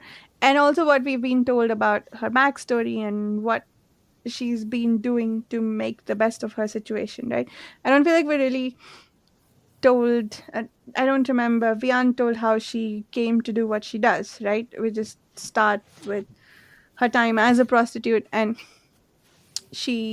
how she's making the best of it, which I really admire in that character. Absolutely. So Steve, since we have you talking now, what do you think about Ziminette? Am I saying that correctly? For starters. Ziminus. Ziminis? Yeah, Zinimus. okay. Zinim. I think I Cinnamon. mixed up Esminette and whatever this person's name is. I'm just calling him Cinnamon from now on. Cinnamon. Okay, Cinnamon. What do you think of Cinnamon and a communist relationship? And also just like Cinnamon, I guess. That's a question to everybody. What do you guys think of the Cinnamon guy? I think it just occurred to me now, we had talked about earlier about how the world or how the broader, the general attitude towards the commune, but his personal relationships seem to be all very strong. Even if they do think he's a little bit of he's in a death cult or a doomsday cult, the people he has personal relationships with seem to are like drawn to him, which I think is kind of interesting. I didn't think about it until now, but curious to hear what everyone else was thinking of that character, Cinnamon. Yeah, I like how you put that because when you described how people think of a commune and that he's basically a joke, I wondered if I didn't register that because I mean it's true, but it wasn't at the forefront for me. I did feel I did really respect Akamian, and he is one of my favorite characters to follow at this point.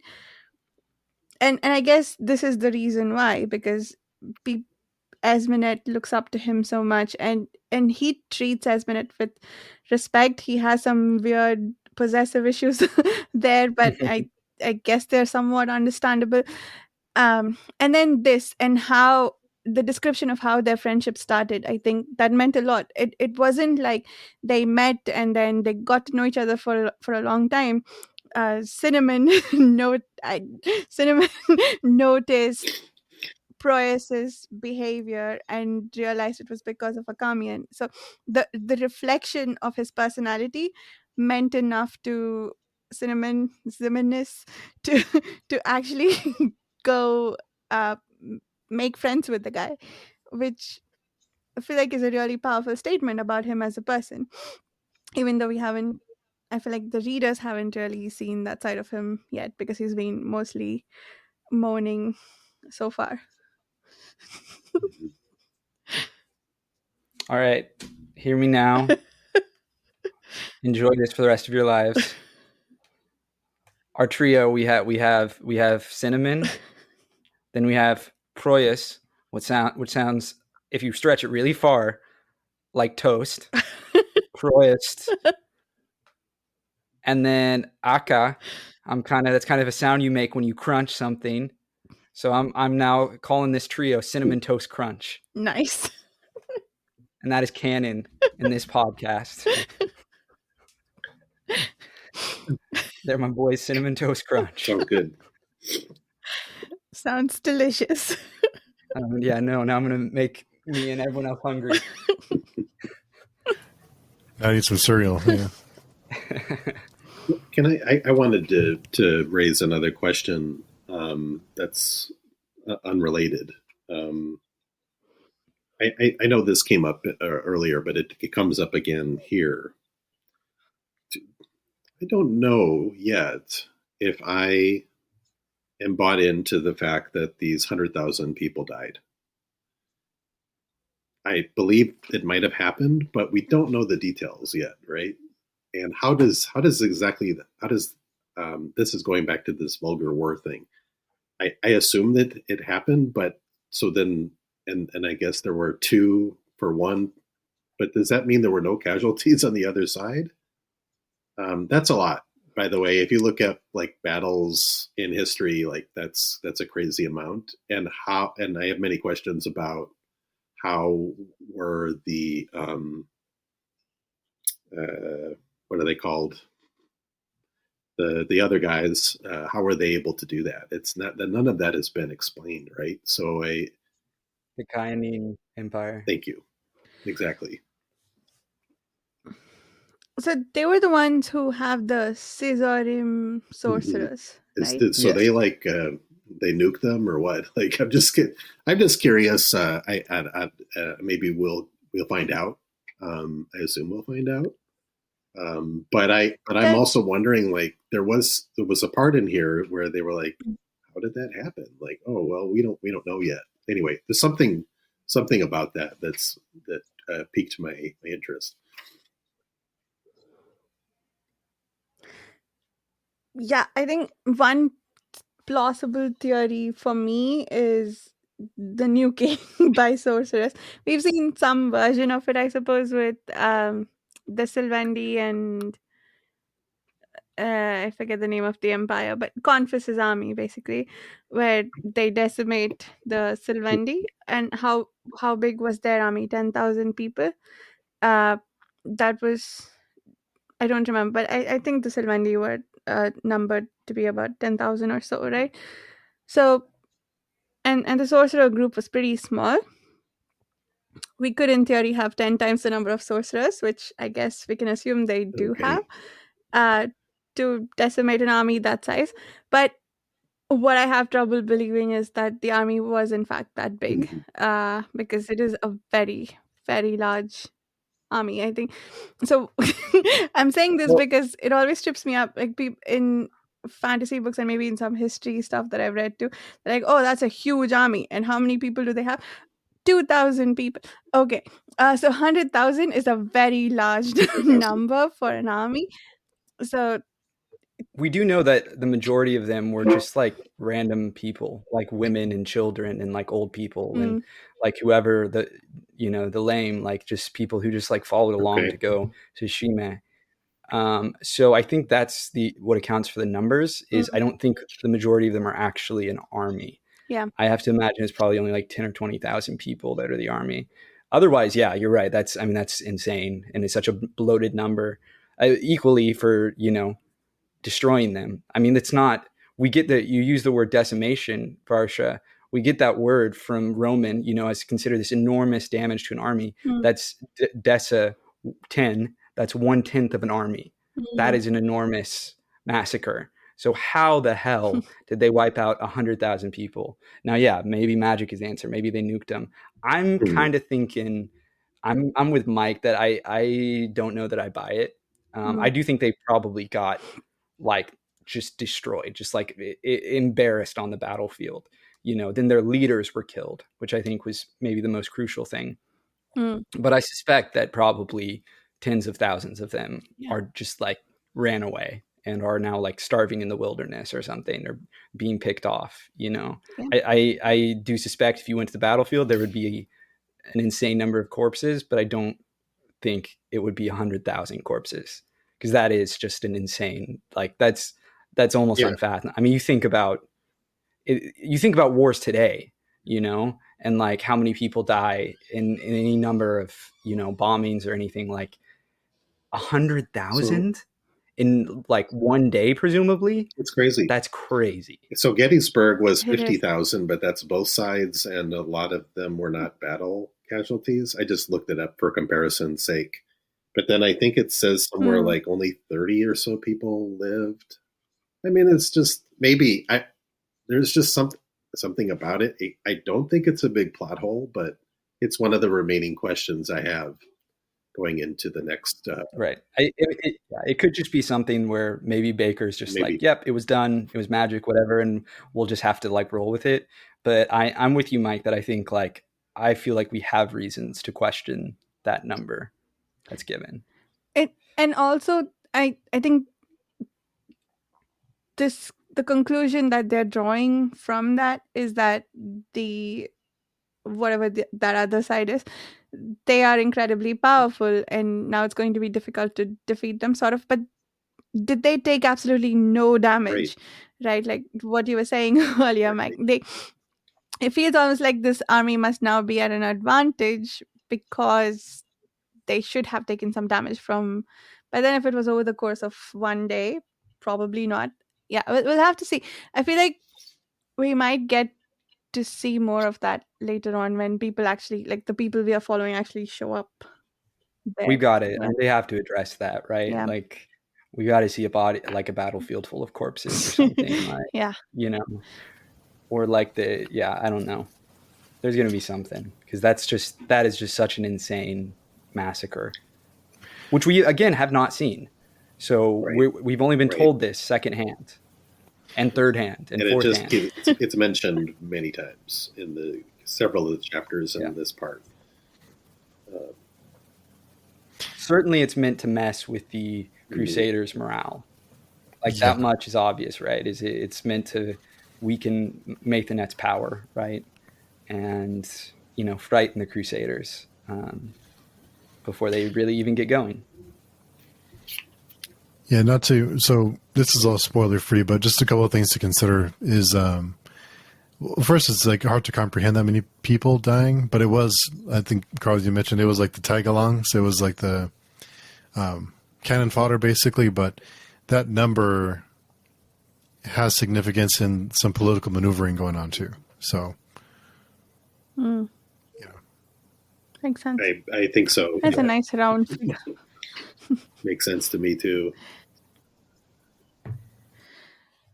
So, new topic, unless anyone has more to say about this.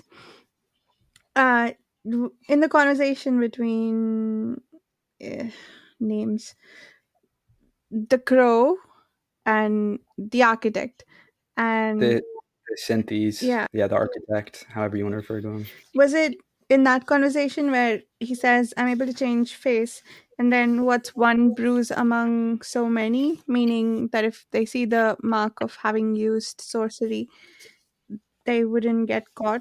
Was that where that happens? Yeah, So this person changes shape and is able to sort of hide that they can do magic. Which, okay, so new theory, is Maithanet also consult? Hmm. I don't think so, No. because I think he would have been in on that meeting. I think he's just unwittingly being manipulated, if anything, as he's trying to manipulate. Like, yeah, I don't think so. So you think, so is Maithanet useless, or is he all powerful ish? Because like, there's two interpretations to all the events, right? Um, and I guess the people in the world are also sort of confused. Like we saw at the end of the last section with Confis saying, "Oh, maybe like how does he even know about this the Scarlet Spires and what happened with them?" Uh, but then there's also the fact that he let the vulgar holy war get completely out of hand, and now he's just, I don't know, praying or something that to and meditating to figure out what to do next or something to that effect. So on the one hand, it feels like he's not super powerful. He's just sort of someone who bit off way more than he can chew. But on the other hand, it feels like he could be someone really powerful. Which side? What are your theories there? I think both. I think he's both. I think when it comes to like the realms of men, he's quite effective at what he does, and he probably has some magical something going on, or else the Dunyain thing, or there's something going on. And well, we know he has magic, right? I don't, even if he hasn't casted it, maybe he's never cast it, but he can at least see it, so he has that ability within him. But I don't think. I think the big hole for him is I don't think he's aware of the consult. Like I don't think he's a member of, or was ever a member of, the mandate, and I don't think he buys what they're selling. Hmm. I think he is unaware that the consult has infiltrated the Thousand Temples and thus the Crusade. I could be totally wrong about that, but otherwise I don't know why, unless he is allied with them, why he hasn't noticed that Sarcellus is clearly off. I think this is there's at least two of these kind of X factor type of people going on here. One is, now that we know that Sarcellus, this type of a being can exist, that opens it up for any character to possibly have been somebody that we don't think they are, Yeah. right? Which I find, this is just excellent, work being done by Bakker here. In addition, we also learned that excuse me, Kellis's father was kind of embedded in that other, the Skillbendy. So there's potential here that the people who we think are who we think they are not necessarily, you know what I mean? They could be, there could be many characters, or a few other characters, I should say, that are potentially consult or what have you, because it seems, I mean, not to make it seem like a big plot hole or whatever, but once you wield something like that in a book, it's like kind of like time travel, or you know what I mean? I know you guys are also reading science fiction and stuff, but it kind of blows it up for me in my mind, that anything is possible. So I don't know if I answered your question, Varsha, Totally. but I think anything is possible. No, that makes sense. I like the comparison to time travel because, in every story that has time travel, I'm like, if you don't do it well, if you don't give yourself rules, you're just going to go and be so inconsistent with everything.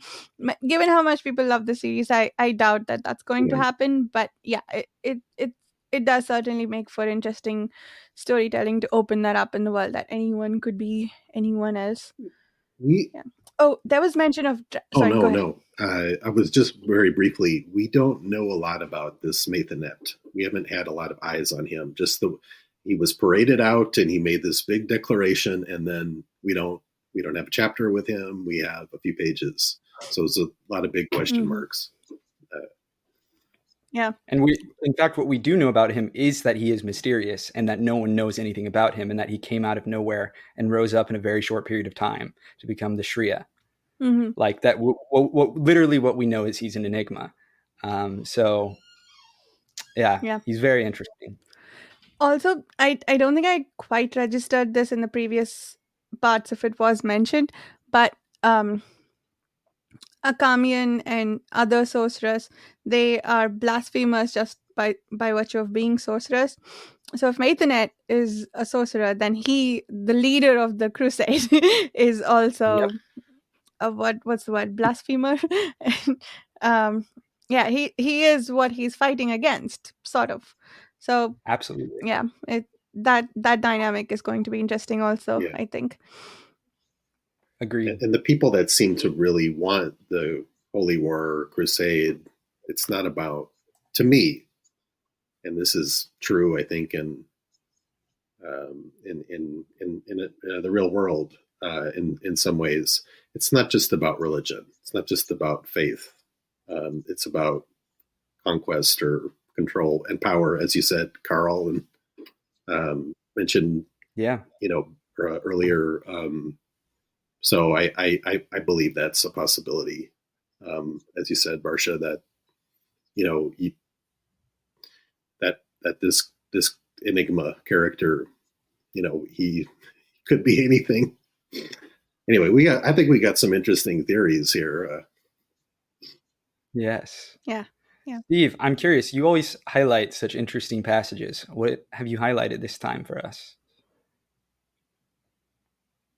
You're muted, by the way.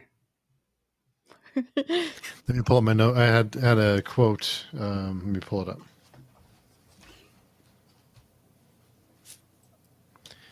On 322, there was a quote. Let me pull it up. The suspense. On 322, it'll be like the light after a long darkness, he had said. It will illuminate and it will blind. What's the context of that? When Sorcellus had told her it would be like this, how many times had he apologized for the discomforts of the road? He traveled frugally, hearing crucial correspondence for the Grandmaster and the Shrill Knights, but he insisted this would change when they reached the Holy War, when he promised to keep her in the fashion befitting her beauty and her wit.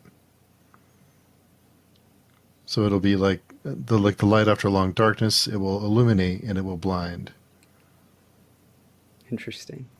Yeah. Do you guys think the consult, assuming that we are dealing with a consult here, had her followed, as Minette followed, and that's why he managed to come to her rescue, or it was just a coincidence?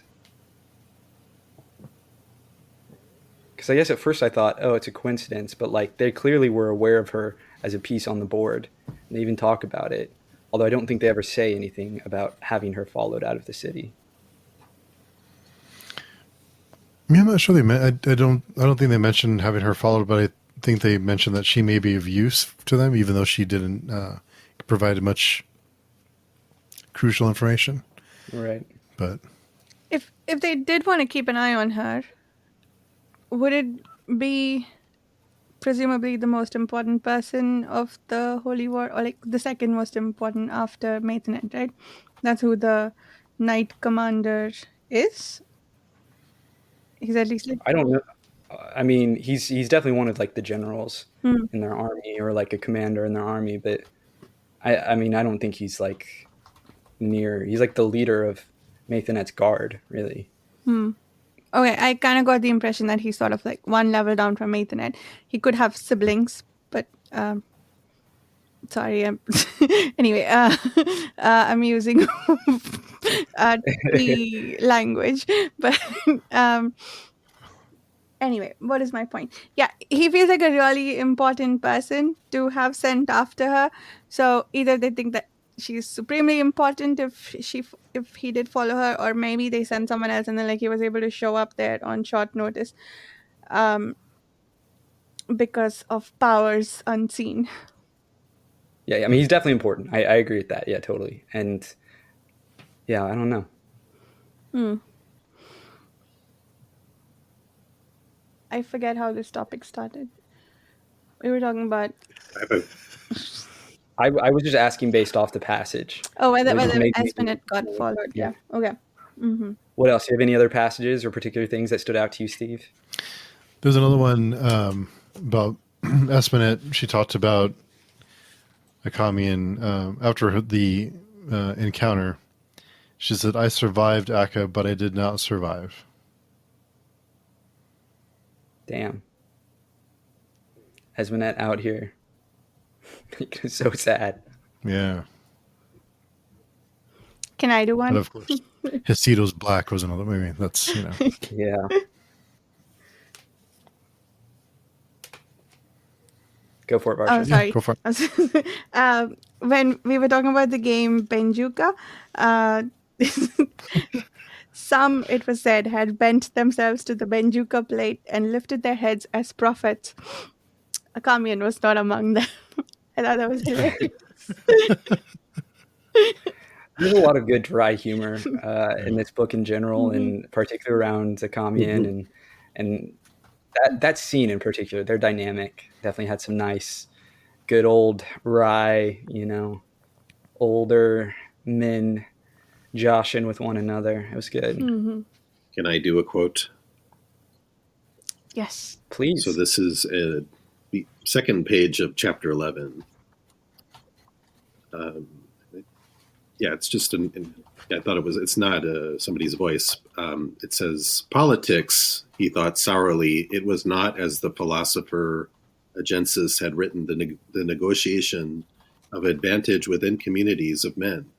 It was an absurd auction that it was more an absurd auction than an exercise in oratory, one battered principle and piety to accomplish what principle and piety demanded. One sullied himself in order to be cleansed.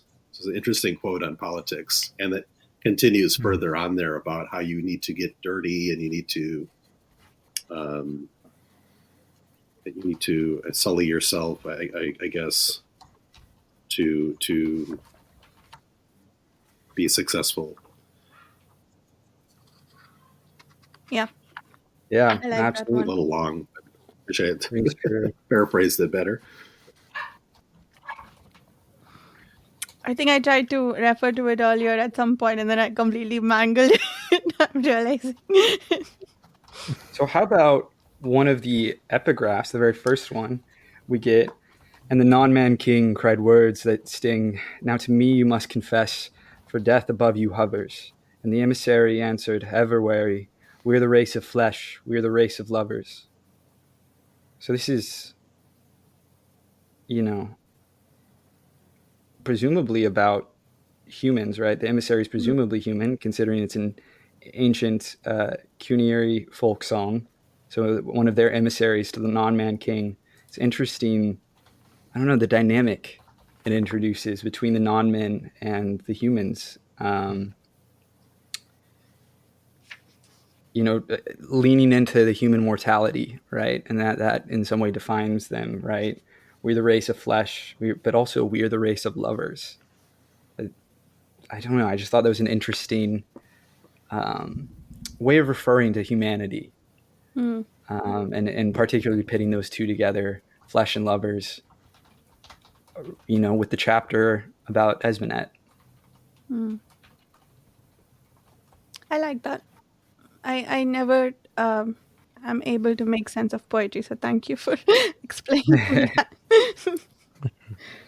I have also an epigraph, the chapter 11. I thought this was my favorite of the three we read. Reason, a Jenkins writes, is the capacity to overcome unprecedented obstacles in the gratification of desire. What distinguishes man from beasts is man's capacity to overcome infinite obstacles through reason. But Ajenkis has confused the accidental for the essential. Prior to the capacity to overcome infinite obstacles is the capacity to confront them. What defines man is not that he reasons, but that he prays, which I guess is open to some interpretations if I read it correctly.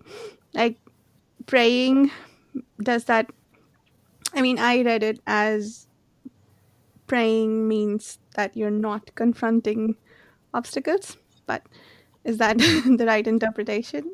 Or I guess that makes sense. Yeah, I struggled with that one to understand exactly what it was saying. Like I understood the first part, and then it was the prayer line that I was like, wait, what? And I guess, yeah, I mean, I think that makes the most sense what you're pitching there, Varsha, that by praying you're not actually confronting, or you're not overcoming it yourself. I guess you're just faced with a problem, and so you pray. you're hoping for it to go away, sort of. Or Like Right. that's the interpretation. that the I have. divine will come in and solve your problem. Right. Which no animal will do, right? Animals don't pray. Not that For the praying mantis. And so you're right. There you go. Yeah, that's right. The praying mantis, the supreme being on the planet. Yeah, no, that is really interesting. I'm glad I like your interpretation, Varsha. That I think that sort of clarifies things for me. I was like, prayer, confrontation, prayer. What is he saying here? Like, I got what Agensis was saying. I do not get what you're saying. Later guy writing about Agensis. I was like, what is? Oh, These philosophers talking about philosophers. It doesn't get more navel gazing than that. Yeah. I'm kind of missing the what is it? The Manifest Delusions epigraphs, where someone will say something profound like this, and then there'll be another quote from someone else who'll call the previous one a twat or an idiot. Yeah. That is amazing. Yeah. So, we could throw in a quote from Carl here saying, what's this person's name? Who the quote is from? What are we quoting from? Ikianus is a twat. Carl Oh, yeah.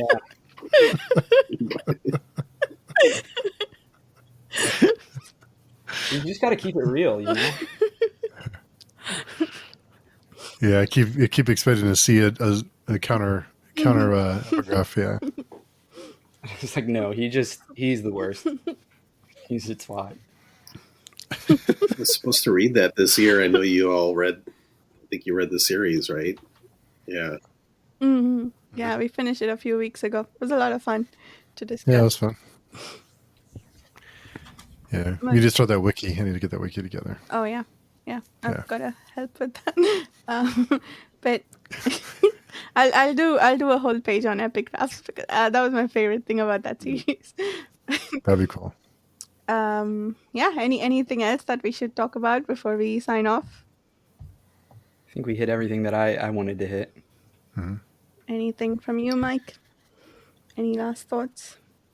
No, I enjoyed this section. I don't have anything else to add right now. I covered most of my notes. What about you, Varsha or Steve? I think I'm all covered. Covered all mine. Yeah. Yeah, nice. Steve, what character are you most excited to reread about in the next part? Ooh. Well, the next part is with the warrior, I think. I think so. But I'm probably most interested to read Proeas again. Interesting. Okay. Cool. So If he's in this part, I don't remember, but yeah. it's possible. I guess we're building towards them all coming together. Maybe if not at the end of this book, in the next book perhaps. But What about you, Varsha? Who are you looking forward to reading about? who am I looking forward to reading about? One character. Pick one character. Probably. I'd like to see. You said one. I would have said Akamian and more cinnamon together. But yeah, We need more Cinnamon Toast Crunch. Cinnamon Toast Crunch. That counts as one person, right? But no, I think Esmenet probably. I like reading her perspective the most.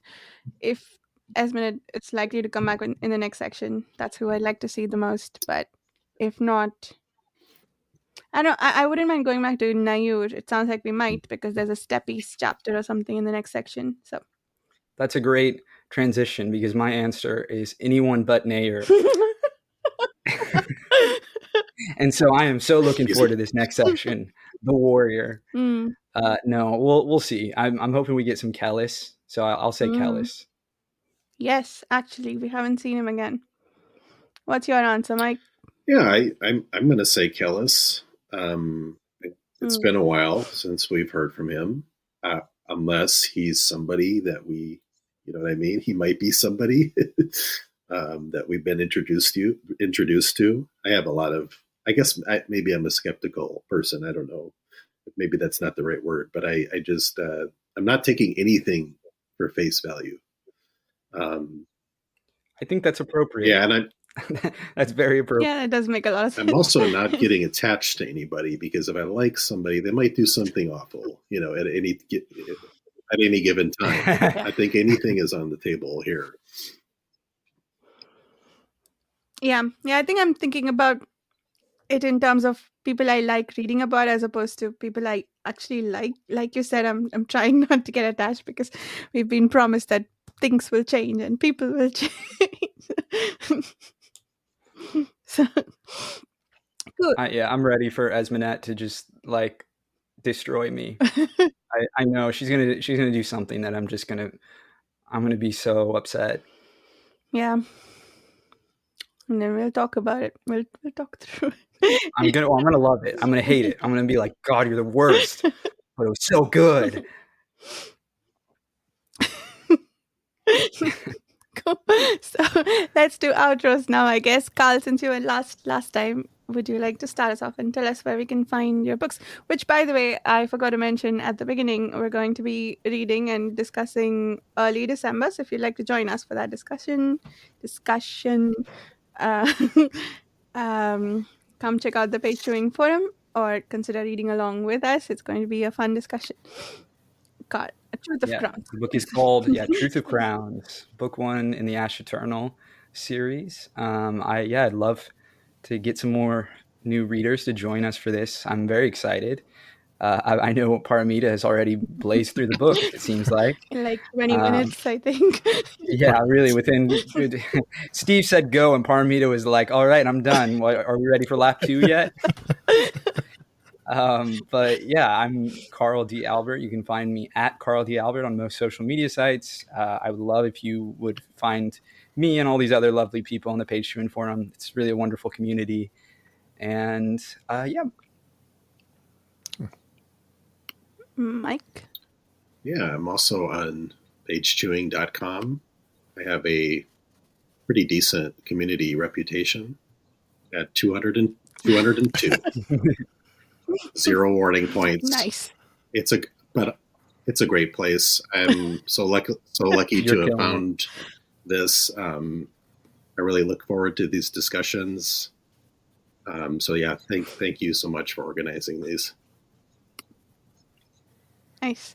When I first joined Page Chewing and started interacting quite a bit, I had a secret goal to make it to 1,000 reputation points. I'm now at 1,500. Now my new goal is 5,000. Anyway, Steve. I'm just learning about this now, so I'm gonna have to. Coming to this competition late. Got to speed things up.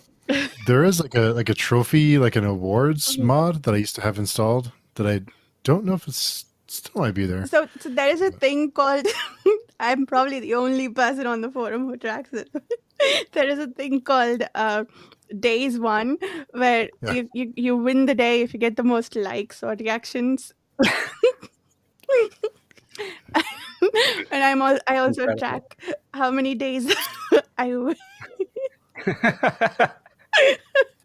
So yeah, if you want to get that, please, and if you want to crush Varsha and her ginormous ego, then please come join the page chewing forum so we can all team up and overthrow her. This is our holy war. Learning a lot about Varsha tonight. Why, God? What did I ever do to you? I just see a victor and I think, you know what? They're standing up too tall. It's time to bring them down. Fair enough. Except Steve is probably who we need to attack because he's got like 500 days one or something. I have quite a few. Yeah, I was just checking. I have quite a few. The king of page chewing. Yeah, we're coming for you. The revolution is coming, my friend. Yeah, let's do it. Anyway, Steve, your podcast.